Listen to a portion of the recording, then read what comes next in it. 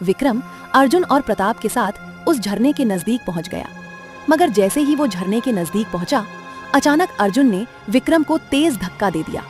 विक्रम झरने के नीचे गिर पड़ा। विक्रम को गिरता हुआ देख अर्जुन मुस्कुराता हुआ प्रताप से बोला। शक्तिगण राज्य के एक छोटे से गांव में विक्रम, अर्जुन और प्रताप नाम के 3 गहरे दोस्त रहा करते थे। वे तीनों बेहद गरीब थे और एक ही घर में रहते थे। वे तीनों सुबह काम ढूंढने के लिए निकल जाते और शाम तक जो भी जितना भी कमा कर लाते, तीनों आपस में मिल बैठकर खाते।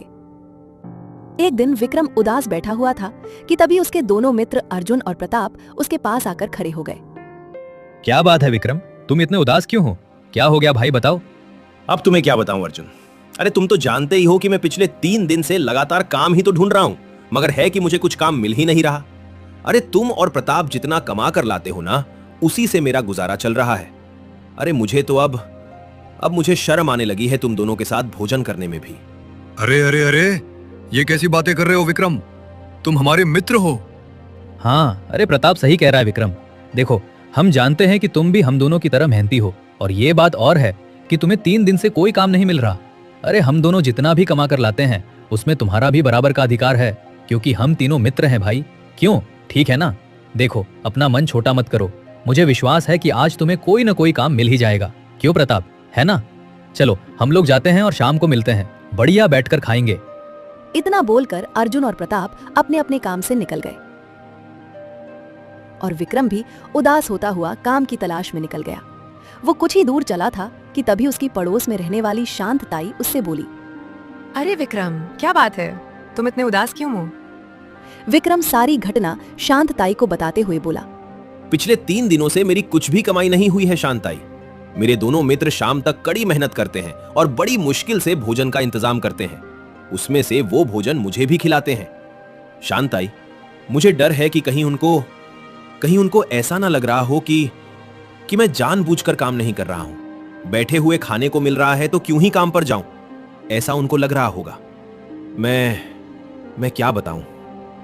ऐसा बिल्कुल नहीं है विक्रम, मैं तुम्हारे दोनों दोस्तों को जानती हूँ। अरे तुम तीनों की मित्रता तो सारे गांव में प्रसिद्ध है। शांत ताई की बात सुनकर विक्रम काम ढूंढने के लिए आगे की ओर बढ़ गया। वो कुछ ही दूर चला था कि तभी रास्ते में उसे गांव का मुखिया मिल गया। अरे अरे अरे अरे, कहाँ जा रहे हो विक्रम? मैं तो तुम्हारे पास ही आ रहा था।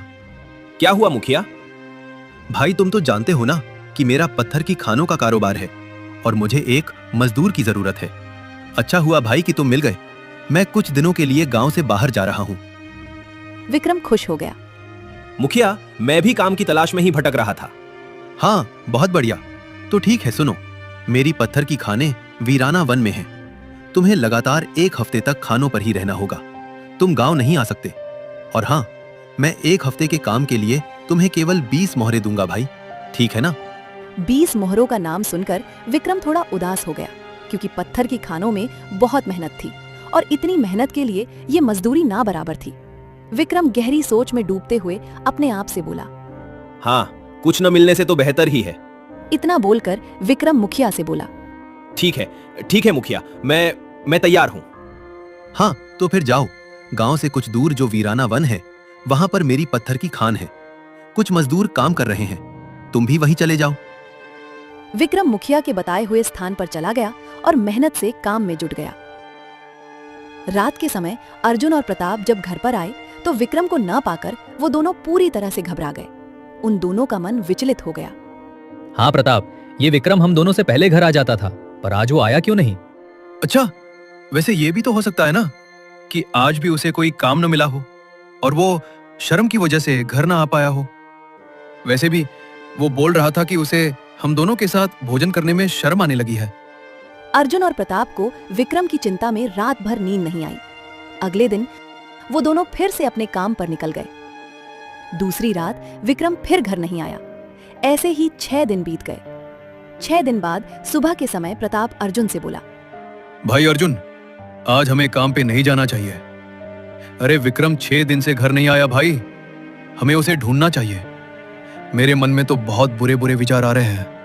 हाँ भाई, तुम सही कह रहे हो प्रताप, तुमने तो मेरे मुंह की बात छीन ली। आज मैं भी यही सोच रहा था। चलो ढूंढते हैं।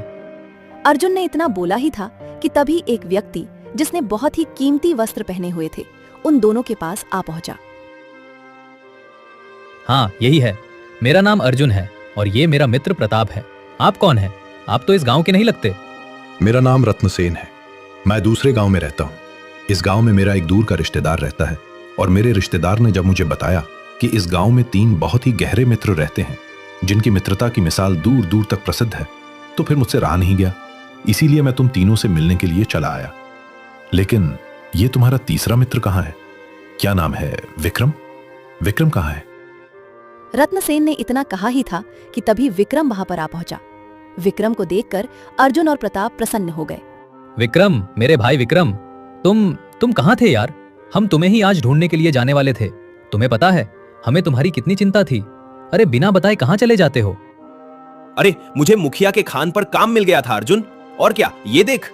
इतना बोलकर विक्रम ने 20 मोहरे अर्जुन को पकड़ा दी। मैंने 1 हफ्ते में ही केवल 20 कमाए हैं।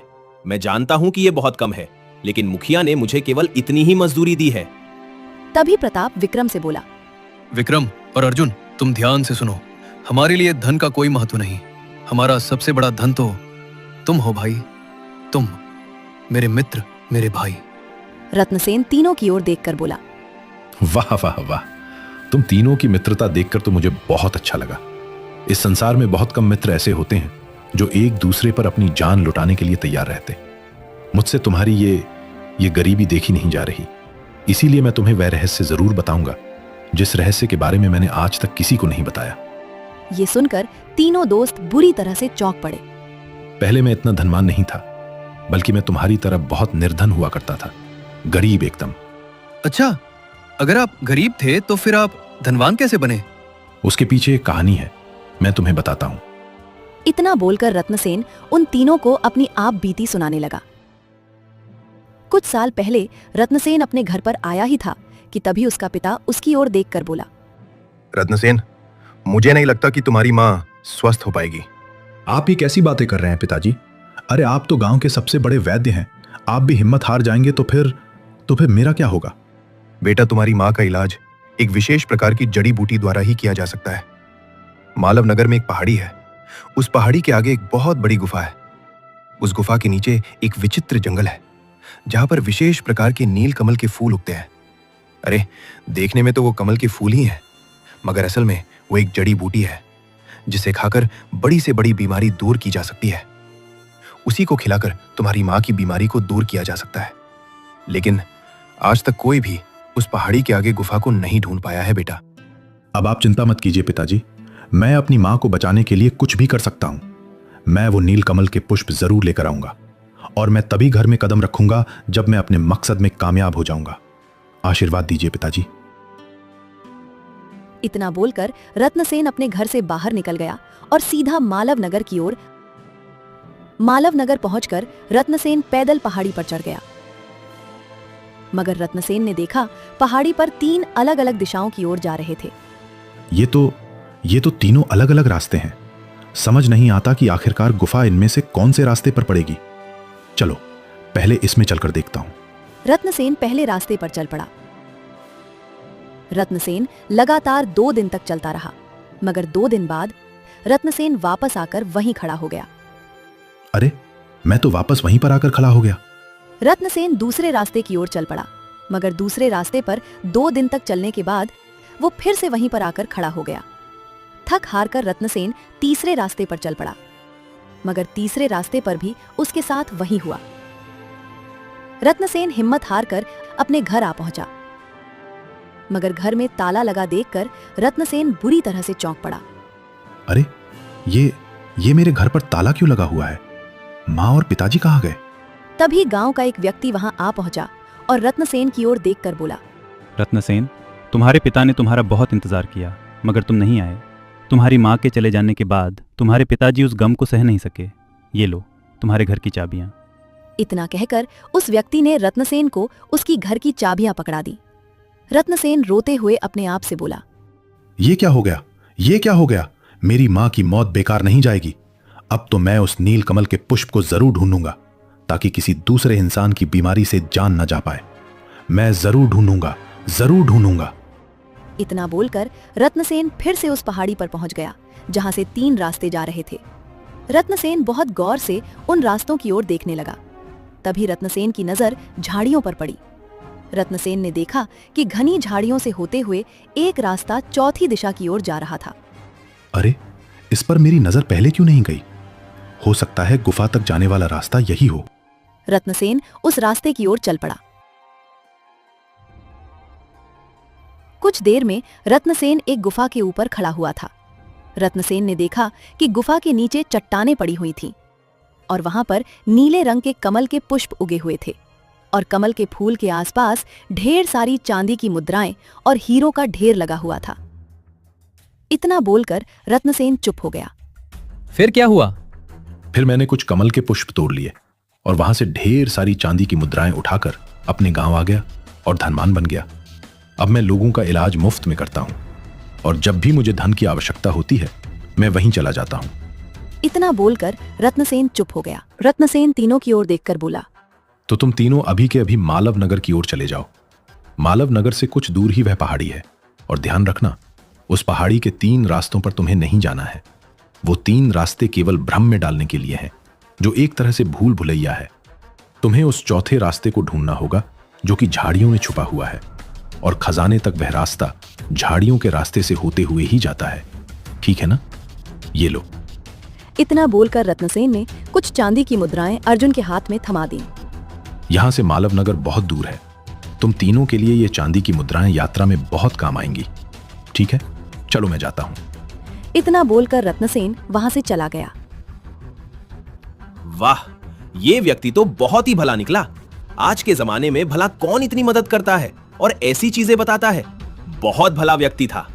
मगर विक्रम नहीं जानता था कि रत्नसेन की बात को अर्जुन और प्रताप बड़े ही गौर से सुन रहे थे। इतने ढेर सारे खजाने के बारे में सुनकर अर्जुन के दिमाग ने काम करना बंद कर दिया था। वो गहरी सोच में गुम था। तभी प्रताप अर्जुन से बोला, क्या सोच रहे हो? कुछ नहीं प्रताप, हमें अभी के अभी वहाँ चलना चाहिए। वैसे भी हम तीनों ने गरीबों की जिंदगी बहुत झेली। अब आ गया है अपनी किस्मत बदलने का समय। चलो। वो तीनों उसी समय खजाने की खोज में मालव नगर की ओर चल दिए।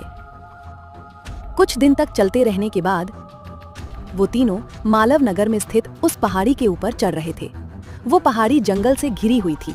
वहां का प्राकृतिक सौंदर्य देखने के काबिल था। विक्रम बहुत ज्यादा थक चुका था। वो अपने दोनों दोस्तों की ओर देखकर बोला, अरे भाई, मेरे तो चलते चलते अब पांव जवाब दे गए।